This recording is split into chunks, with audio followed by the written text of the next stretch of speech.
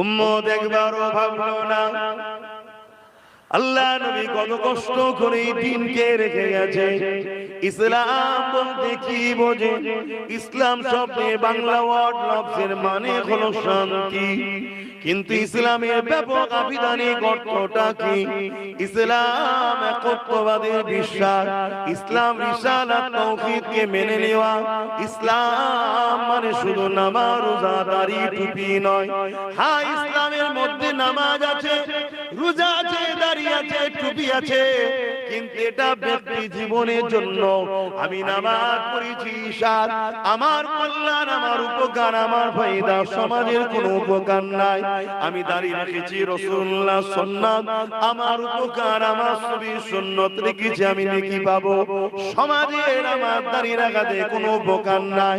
আমি মাথায় টুপি পরেছি, এটা আমার ব্যক্তি জীবনের কল্যাণ, রাসূলুল্লাহ সুন্নাতকে পালন করছি। রাসূল বলেছেন মান আহাব্বা সুন্নতি, যে আমার সুন্নতকে ভালোবাসলো, ফাকাদ আহাব্বানি, সে আমাকে ভালোবাসে, ফিল জান্নাত, সে আমার সঙ্গে জান্নাতে যাবে।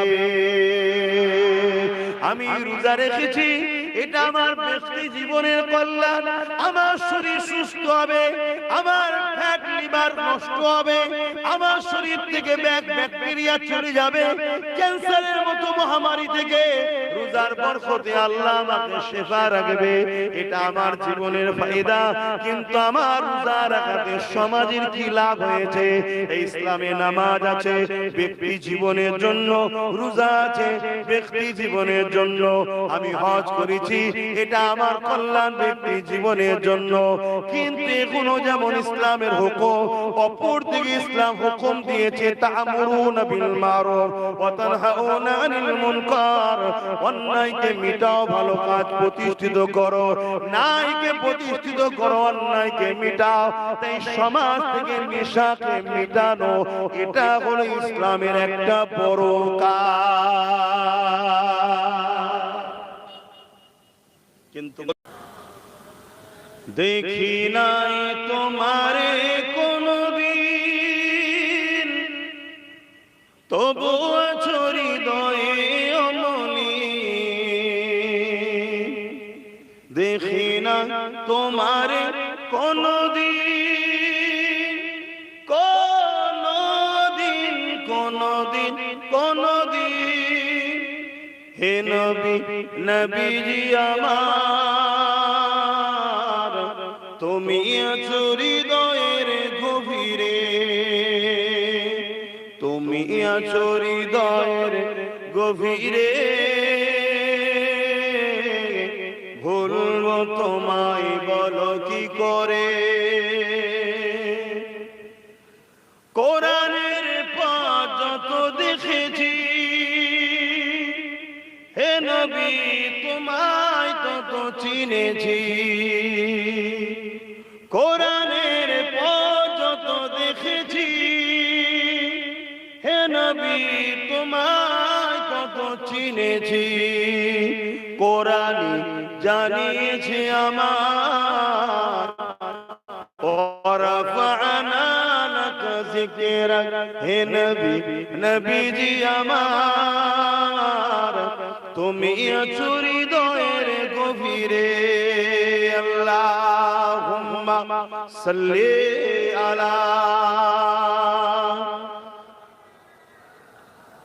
আল্লাহ নবী সাহাবা হুজুরদের মধ্যে থেকে এক সাহাবী হুজুরের নাম বলি, যিনার নাম হলো হযরত খুবাইব রাদিয়াল্লাহু তাআলা। তিনি একটা কাফেলা নিয়ে মানুষকে ইনসাফ নাই, দ্বীনের কথা শোনাতে যাচ্ছে, মানবতার কথা শোনাতে যাচ্ছে, মহান স্রষ্টার কথা শোনাতে যাচ্ছে। তৎকালীন সময় এক জালিম শাসক সেই দেশে যখন প্রবেশ করে, ওই দেশের জালিম শাসক আল্লাহ নবী সাহাবী হযরত খুবাইব এবং তিনার সাথী সঙ্গীদের ঘরে বন্দী করে নিয়ে চলে যায়। এই বন্দী করে নিয়ে গিয়ে তাদেরকে নানা রকম লোভ দেয়, নানা রকম প্রলোভন দেয়, অনেক ধন দৌলত তাদের সামনে নিয়ে নিয়ে আসে, তাদের সামনে সুন্দরী রমণী নিয়ে আসে, তাদেরকে এমন ভাবে লোভ লালসা দেয়। তোমরা যদি আল্লাহ রাসূলকে ছেড়ে দাও, আমাদের কথাকে মেনে নাও, তাহলে ধন দৌলত পেয়ে যাবে, সুন্দরী রমণী পাবে। আল্লাহ নবী সাহাবারা একটাই কথা বলতে লেগেছে, এ জালিম অত্যাচারীরা, আমাদের মিশন হলো এই জমিনের উপর থেকে অন্যায় জুলুমকে মিটিয়ে দিয়ে আল্লাহর জমিনে আল্লাহর সৃষ্টিকে শান্তি সাম্য ইনসাফের সঙ্গে বসবাস করার ব্যবস্থা করে দেওয়া। এই কাজে এসেছি আমরা। তোমরা যতই বলো না কেন, তোমরা যতই লোভ লালসা দাও না কেন, মুহাম্মদ আরবীর কোন গোলামকে তোমরা কিয়ামত পর্যন্ত কিনতে পারবে না।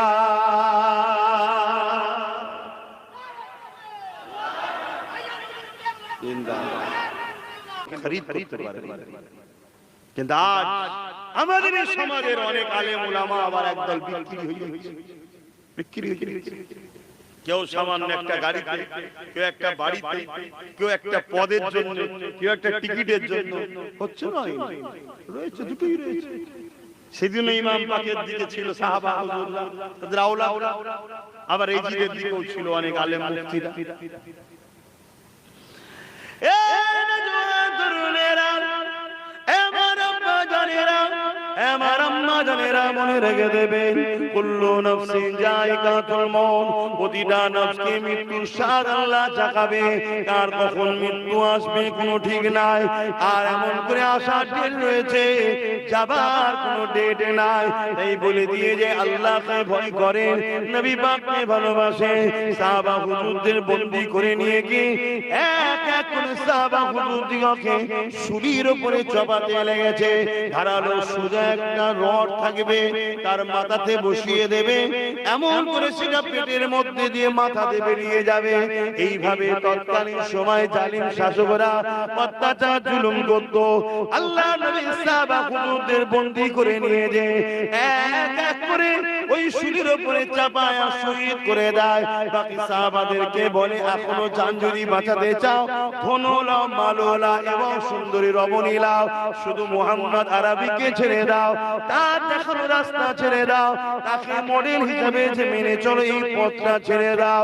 কিন্তু সাহাবা হুজুররা এক এক করে খোবায়েব হুজুর ছাড়া সমস্ত সাহাবা হুজুররা শহীদ হয়ে গেলেন। সবার জবানে একটাই কথা ছিল, এই জীবন আমাদের কাছে তুচ্ছ, আল্লাহ ও রাসূলের প্রেম ভালোবাসার কাছে এই জীবনের জিন্দেগির কোনো মূল্য নাই।